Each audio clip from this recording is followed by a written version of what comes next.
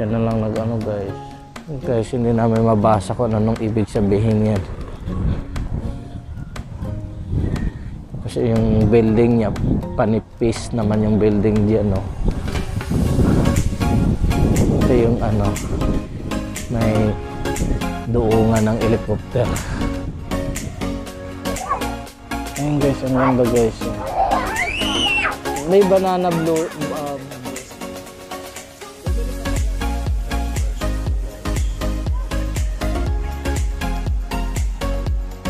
Tingnan nyo guys. Super ganda ng Saudi. Ito yung joggingan dito. Parang boulevard sa atin. Ayan o.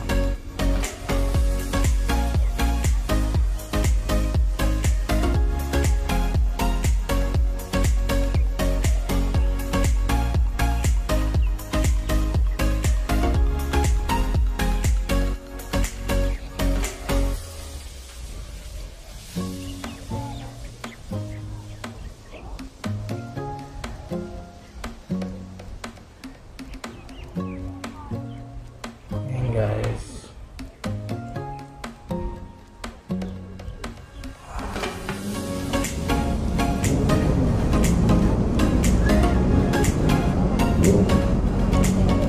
Times Square to. Times Square. Yan guys, ang parang beach. Lahat yan nag-ano lang, nag-uumpukan lang guys. Isang dolomite dito. So, ganito lang sila every Friday. Pupuntahan sila dito. Parang nasa California ka o sa Australia o sa New York, mamili ka na lang. Saan ang gusto mo. Ito parang wallpaper to. Yan guys. Building. Banggara. Tallest building sa... Parang pag malakas na hangin, biglang parang Lego. Oh, parang nagano ka lang, naglalaro ng patong-patong. Masyadong makitid. Makitid yung ano. Nakakatakot naman yun, parang pag humangin ng pag ano. Oo, parang bagsak na. Saka hindi siya ano, no? Hindi siya straight. Oh, hindi, oh. Parang hindi na ano siya, parang humawi na ayong. Parang mas malaki sa kabila. Oo. Guys, meron tayong mga kapwa Pilipino guys na nandyan. At ayan. Pasensya na, mualog eh. Hindi ko... At meron tayong nakikitang barko. Andyan, kung sakaling ano, ito yung barko ni Noah. Iniwan dito. Puntahan natin dyan guys. Sisilipin natin itong tatlo bangka.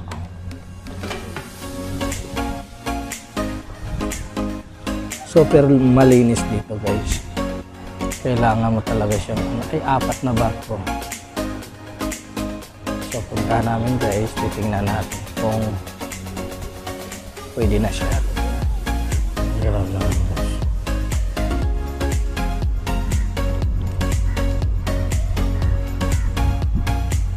Maraming magaganda dito guys na pasyalan mo dito sa boulevard nila o yung cornets na tinatawag nila. So kung mag-walking ka lang at mag-ano ka dito, magpapahangin at strolling, marami namang magagandang lugar na mapapansin mo dito. Maraming makaka-relax. Makaka-relax dito guys, maraming puno. Ayan. So talagang napakalinis yung dagat. Mapapansin nyo guys, ang lino ng dagat guys. Ayan. Napaka-peaceful guys. At dito tayo sa boulevard ng Saudi Arabia. Ayan, nakikita mo yan. At napakagandang lugar kung saan ay makikita mo maraming nagja-jogging at maraming nag-walking at napaka-peaceful at napaka-fresh ang hangin dahil taglamig na rin. So nakaka-enjoy at nakaka-relax. So dito pa lang ano mo yung nakaka-relax siya, nakakaano, at marami ka dito makikita iba't ibang lahi na nagja-jogging. Pasensya na guys, umaalog kasi wala akong gimbal. Kung may gimbal sana ako, maganda sana. So ayan, anin ko na lang siguro to. Kailangan ko muna ng ayan guys, pero iba't ibang disenyo guys, marami mapapansin mo dito sa kanilang maraming design, at mapapansin mo kung anong ibig sabihin ng mga design na yan. May mga horse, may mga pabilog, may iba't ibang So dito pa lang guys, mapapansin mo na maraming madaling araw or nandito walang ang gagara ng nila design sa kanilang sa dagat dito. Ayan,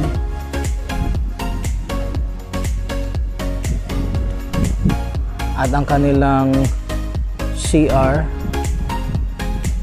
electronics na hanggang dulo na yan doon sa may guys. Pag naglalakad ka sa kanilang boulevard hanggang doon sa pinaka pinaka doon, siguro mo to, kukonsume ka ng 3 hours to 4 hours sa paglalakad lang ng normal na walking. Marami dito mga kababayan natin na naglalakad at nag-i-exercise nga, nagja-jogging sa madaling araw. At meron ding tayong mga ibang lahi na nandito, iba't ibang lahi na nandito nagja-jogging. Yun nga lang, aware ka lang talaga dito guys na magsushort ng pinakamaiksi, or mas maganda siguro kung jogging pants na lang gagamitin mo para kumpante ka. At huwag kalimutan mo yung residence ID mo o yung tinatawag na ikama. Dadalhin mo kasi minsan may mga pulis din na chinicheck yung natin. So makikita natin ang iba't ibang disenyo dito, iba't ibang explanation sa kanilang mga disenyo. Merong horse, meron dito mga perlas, at merong mga kung ano-ano yung nila disenyo dito. So ibig sabihin may related doon sa kanilang dito sa lugar ng Saudi. Kung ito marami silang perlas o marami silang ang tawag nito, basta marami silang mga design dito sa boulevard nila, at napakalinis at napakalawak. Wala kang makikitang kalat, nakakahiya dito magkalat. So dito magiging observant ka lang sa nangyari sa paligid mo, at kailangan talaga alam mo yung kultura nila, at saka yung huwag masyadong dalhin dito ang ating ugali na hindi maganda sa Pilipinas. Nakakahiya naman sa kanila. Ayan, disiplinado rin naman sila. Hindi tulad sa atin na kapag namamasyal at dito nagpapahinga at kumakain, nagdadala ng pagkain, yung mga kinakalat lang nila kung saan-saan yung mga bottles nila o yung mga bote nila na Dito kailangan mo itapon sa tamang basurahan. At meron din dito guys charging fee ng ng ating cellphone. Hindi mo na kailangan umuwi. Meron din silang ganon dito. So nakakatuwa lang, kaso nga lang masyadong malayo to doon sa lugar namin, doon sa accommodation namin or sa bahay namin. Kailangan ka pang mag-taxi kung wala kang sasakyan. Pero solid naman, so far solid naman yung aming nilalakad, pinunta dito. Tuwing Friday, pag wala kaming pasok, pagbalak namin mag-refresh at mamamasyal. Lalong-lalo na sa gabi, maraming ilaw at nakakamanghang tingnan at nakaka-refresh kasi yung malapit nga sa dagat, at kaharap yata dyan ay Jordan. Hindi ko alam kung Jordan yun ang harap nito o Red Sea. Ayan. So mamaya ipapakita ko yung iba pang mga lugar dito o yung papakita ko sa inyo guys kung gaano kaganda yung Saudi, na iniisip natin baka hindi maganda yung Saudi o puro na lang desierto. Hindi naman guys, lalong lalo na sa lugar na itong Jeddah, meron naman dagat. So ipapakita ko sa iba. So mamaya, bye. Ayan guys.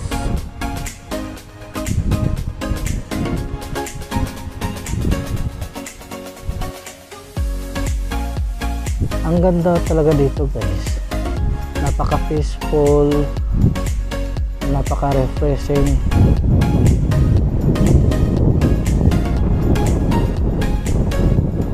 Ayan ay kararating lang. Nangangawil siya. Ayan. Papalutang. Ganyan ang libangan pag mga pag biyernes at walang pasok.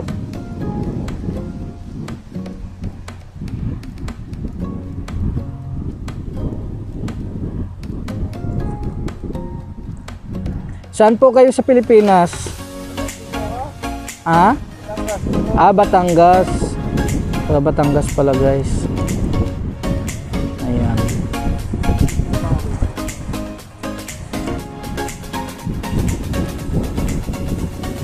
Yung iba doon sa kabila mahangin. Mahangin daw. Sa bagay dito baka meron mga bakoko. Bakoko yung tawag, hindi ko alam kung ano sa Tagalog yun. Ayan, pusit. Pusit yung pain niya guys.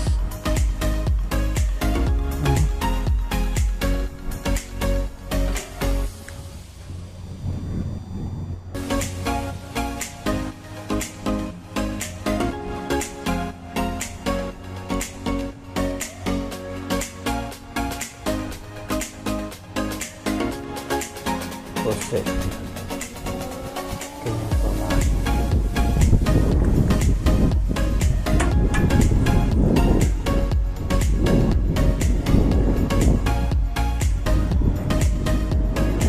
Ayan to guys yung bike line na ayan, pwede ka magre-rent dito ng bike. Diba ko lang magkano, pero 20 pala guys. So 100 to 140 guys, 1 hour na yun. So maglalakad na lang tayo dito sa kanilang bike lane, ang kanilang dito. Mahaba rin to galing doon sa kabila hanggang sa dulo. So mga consume ka ng 2 hours to 3 hours maglalakad dito. So hindi na natin pahabain yung ating dito, baka masita tayo. Okay guys,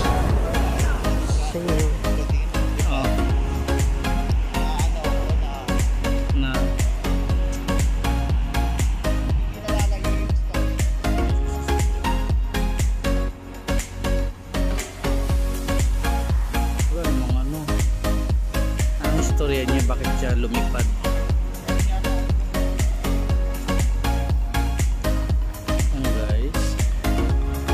Yan guys, kanilang design.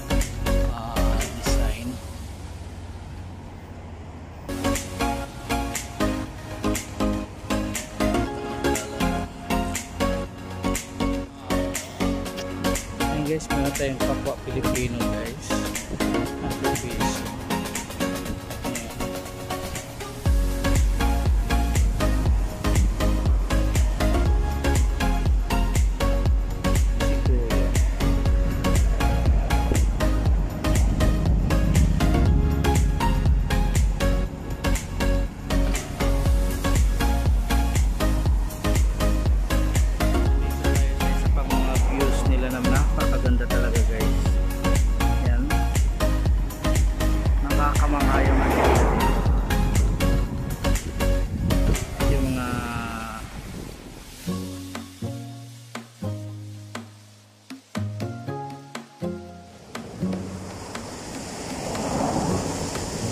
Man-made lang yan guys, hindi ko alam kung anong tawag dito at bakit ganun yung design nila. So napakaganda at napakalinis.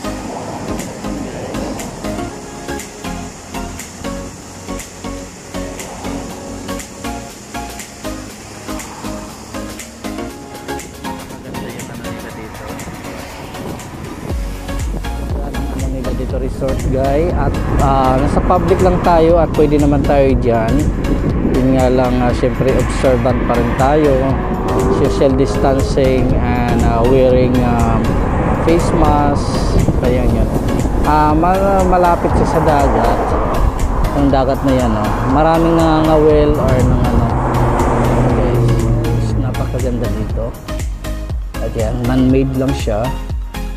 At yan, kikita nyo. Ang ganda niya, diba? Malapit siya guys sa dagat.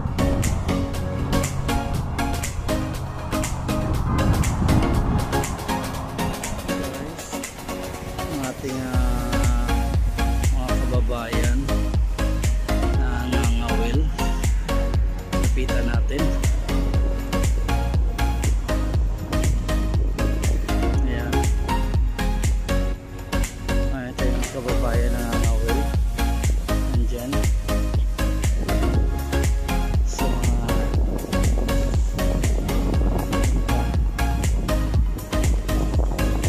kababayan nangangawil guys.